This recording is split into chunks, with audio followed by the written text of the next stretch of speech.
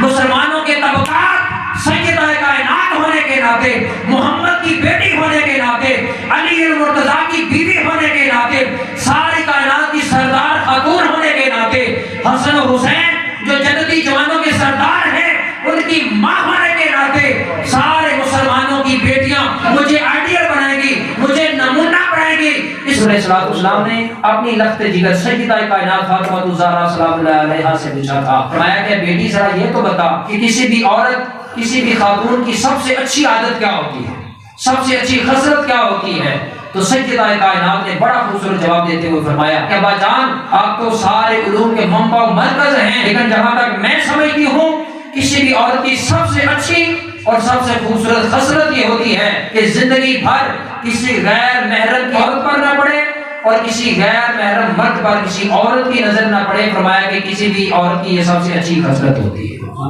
سیدہ کائنات فاطمہ الزہرا نے یہ فرمایا، اور پھر یہ بھی سن لیں سیدہ کائنات نے کیا کہا۔ سیدہ کائنات اتنی زیادہ پردے کی پابند، فرمایا کہ وہ سب سے اچھی خاتون ہے کہ جس کی نگاہ ساری زندگی کسی غیر محرم کو نہ دیکھے اور اس غیر محرم عورت کو کسی غیر محرم مرد کی نظر نہ دیکھے۔ فرمایا سب سے اچھی خصلت ہوتی ہے۔ صرف آپ نے لفظوں تک محدود نہیں رکھا، آپ نے عملی طور پر یہ کر کے بھی دکھایا۔ آپ کا وقت وصال آیا کہ کائنات حضرت علی رضی اللہ تعالیٰ عنہ کو پاس بٹھا کر، آپ نے صاحبزادگان کو پاس بٹھا کر فرمایا میں تمہیں وصیت کرنا چاہتی ہوں کہ میری روح چاہے دن کے جس لمحے کے اندر بھی پرواز کرے، میرا جنازہ رات کی تاریکی میں اٹھانا، میرا جنازہ رات کی تاریکی میں اٹھانا۔ پھر آپ نے فرمایا کہ میرے جنازے کو، میرے کفن کو کھجوروں کے پتوں اور شاخوں کے ساتھ ڈھانپ دینا۔ سیدہ وجہ کیا ہے؟ فرمایا اس لیے کہ ساری کائنات کی انسانیت، قیامت تک آنے والی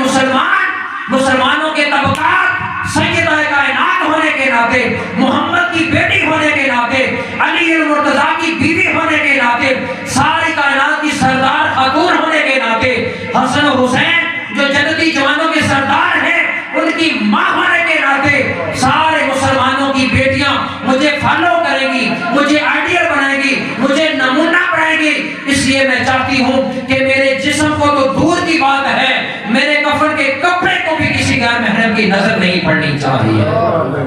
کفن کو بھی نہیں پڑنی چاہیے۔ تو سیدہ کائنات نے رات کی تاریکی میں کھجوروں کے پتوں کے ساتھ ڈھانپ کر اپنا جنازہ اٹھانے کا حکم جاری کیا تھا۔ اور اس لیے علامہ اقبال رحمۃ اللہ تعالیٰ علیہ، تو علامہ اقبال کی آنکھوں سے آنسو آ گئے تھے۔ یہ بات میں آپ کو علامہ اقبال کے ایک شعر کی صورت میں سنانا چاہتا ہوں۔ آج امت محمدیہ کی ماؤں، بہنوں، بیویوں، بیٹیوں کو مخاطب کر کے انہوں نے فارسی زبان میں شعر کہا کہ بطول باش و پنہاں شو زئی عصر، فرمایا کہ تو سیدہ کائنات فاطمہ الزہرا سلام اللہ علیہا کی طرح شرم و حیا والی بن جا، پیکر پردہ بن جا، تیرا کام ہے شرم و حیا کی پیکر بن جانا۔ پھر فرمایا کہ در آغوش بغیر شبیر و شبر، فرمایا پھر رب کا کام ہے حسن و حسین جیسے لال تیری گود میں پیدا کرنا۔ بطول باش و پنہاں شو زئی عصر، در آغوش بغیر شبیر و شبر، میں حسن و حسین جیسے باکردار بچے پیدا کرنا اس رب کا کام ہے، لیکن شرط اول یہ ہے